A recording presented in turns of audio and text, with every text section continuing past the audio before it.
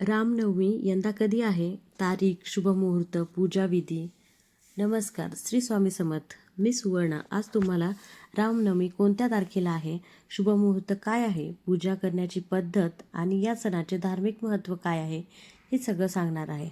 त्याआधी तुम्ही हा व्हिडिओ पहिल्यांदाच बघत असाल तर चॅनलला सबस्क्राईब नक्की करा. तुम्हाला व्हिडिओ आवडल्यास शेअर करायला विसरू नका. चला तर सुरुवात करूयात. रामनवमी या सणाला हिंदू धर्मात विशेष महत्त्व आहे. भगवान राम यांचा जन्मोत्सव म्हणून हा सण साजरा केला जातो. पंचांगानुसार दरवर्षी चैत्र महिन्याच्या शुक्ल पक्षाच्या 9व्या दिवशी रामनवमी साजरी केली जाते. या धार्मिक श्रद्धेनुसार राजा दशरथ आणि माता कौशल्या यांच्या घरी रामाचा जन्म या शुभतिथीला झाला होता. त्यामुळे दरवर्षी भाविक भगवान रामाचा हा जन्म उत्सव मोठ्या उत्साहात आनंदात साजरा करतात.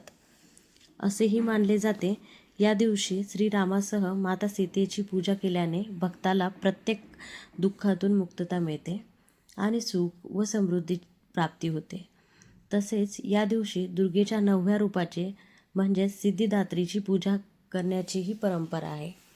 चैत्र पदीपदेपासून नवमी तिथीपर्यंत नवरात्र उत्सव साजरा केला जातो. या दिवशी भाविक उपवास देखील करतात. पंचांगानुसार चैत्र महिन्यातील शुक्ल पक्षातील 9मी तिथी यावर्षी 26 मार्च 2026 रोजी सकाळी 11:48 पासून सुरू होईल, तर 27 मार्च 2026 रोजी सकाळी 10:06 पर्यंत असणार आहे.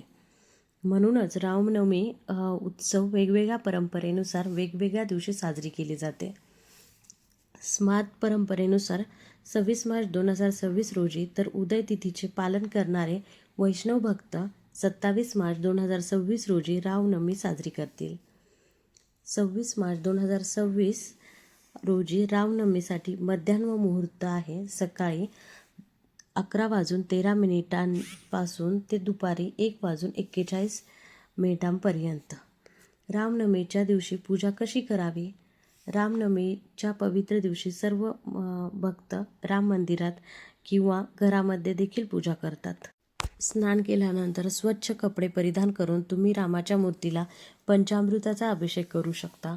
मूर्तीला तुमच्या आवडीनुसार वस्त्र, फोटोला गंध लावून हार, फुलं अर्पण करू शकता. पूजा करताना रामनामाचा जप करू शकता. रामरक्षा स्तोत्राचे पठण करणे किंवा रामचरित्र मानसातील ओळीचे पठण करू शकता. शेवटी भगवान श्रीरामाची आरती करून सर्वांना प्रसाद वाटावा. धन्यवाद.